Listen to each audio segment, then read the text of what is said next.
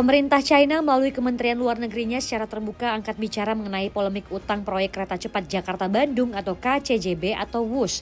China menegaskan bahwa proyek tersebut berjalan dengan baik dan membawa manfaat ekonomi yang signifikan bagi Indonesia di tengah desakan dalam negeri untuk restrukturisasi pembiayaan.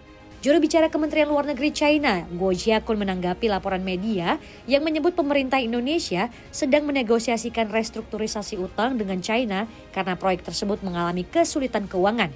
Guo menekankan bahwa proyek ini telah melayani lebih dari 11,71 juta penumpang dengan arus penumpang yang terus meningkat. Guo juga menekankan bahwa penilaian proyek kereta cepat tidak boleh hanya didasarkan pada angka-angka keuangan semata, tetapi juga harus mempertimbangkan manfaat publik dan hasil komprehensifnya. Dalam hal ini, China menyatakan kesiapan penuh untuk bekerja sama dengan Indonesia. Masalah beban utang proyek ini terus menjadi sorotan serius. Menteri Keuangan Purbayayudi Sadewa menjadi tokoh sentral yang menolak keras penggunaan anggaran pendapatan dan belanja negara atau APBN untuk menalangi utang proyek yang menelan total biaya sekitar 7,26 miliar dolar AS atau sekitar 119,7 triliun rupiah tersebut. Purbaya berulang kali menegaskan bahwa utang kereta cepat adalah urusan BUMN, bukan APBN. Di tengah polemik ini, Ketua Dewan Ekonomi Nasional Luhut Binsar Panjaitan sebelumnya memastikan bahwa pemerintah Indonesia dan China telah sepakat untuk merestrukturisasi pembiayaan proyek KCJB, bahkan berpotensi memperpanjang jangka waktu pembayaran utang hingga 60 tahun.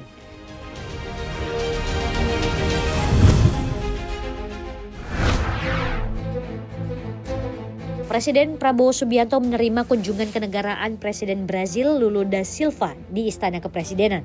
Prabowo mengatakan ada 8 kerjasama ekonomi yang ditandatangani dengan nilai lebih dari 5 miliar dolar AS atau sekitar 83,18 triliun rupiah. Menurut Prabowo, total investasi Indonesia mencapai 20 miliar dolar per tahun. Jika perjanjian ini berhasil direalisasikan, maka seperempat total investasi Indonesia dapat terpenuhi. 8 nota kesepahaman yang diteken diantaranya antara Kementerian SDM dengan Kementerian Pertambangan dan Energi Brazil. MOU antara Badan Riset Nasional dengan Kementerian Sains Teknologi Brazil terkait kerjasama sains teknologi. Tak hanya itu, turut ditandatangani MOU antara Badan Karantina Indonesia, Kementerian Pertanian dan Peternakan Brazil terkait kerjasama tindakan sanitari dan sertifikasi. Nota kesepahaman lainnya adalah kerjasama bidang statistik, MOU antara Danantara Indonesia dengan GBS, PLN dengan JNFSA Brazil, Pertamina dan Fluxus, serta Kadin APEC terkait kerjasama promosi dagang.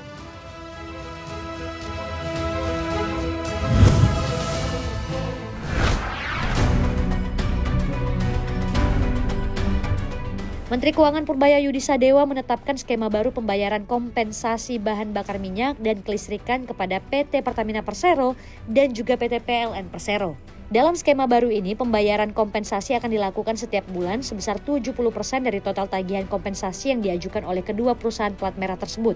Menurut Purbaya, pada bulan ke-8, pemerintah akan melakukan evaluasi terhadap total tagihan dan realisasi pembayaran kompensasi tersebut.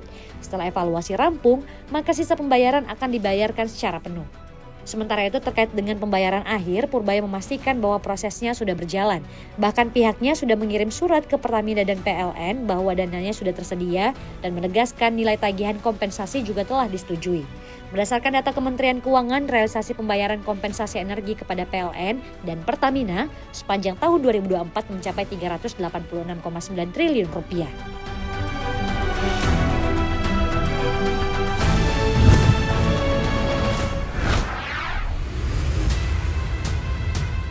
Kondisi industri perhotelan di luar Pulau Jawa sedang lesu berat.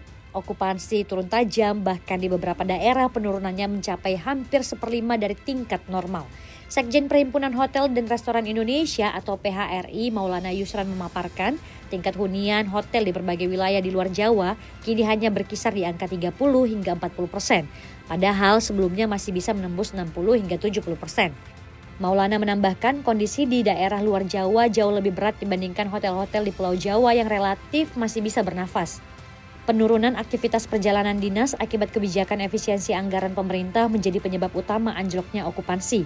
Demi bisa bertahan, sektor leisure kini menjadi tumpuan utama bagi pelaku industri hotel di tengah menurunnya kegiatan pemerintahan. Sebelumnya, porsi terbesar pendapatan hotel berasal dari aktivitas meeting, namun kini bergeser ditopang pendapatan dari sewa kamar.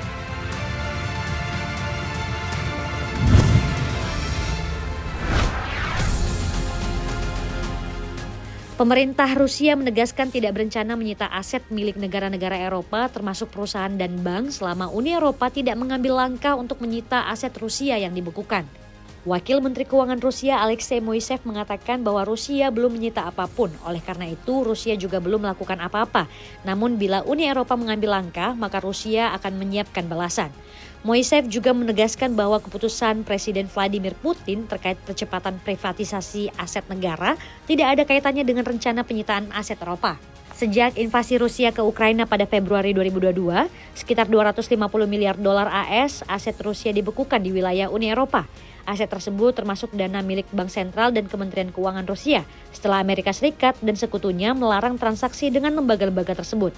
Kini para pemimpin Uni Eropa tengah membahas opsi pemanfaatan aset beku itu untuk membiayai pertahanan dan rekonstruksi Ukraina. Namun rencana tersebut menghadapi kendala hukum serta penolakan dari Bank Sentral Eropa dan beberapa negara anggota Uni Eropa karena dinilai berisiko tinggi.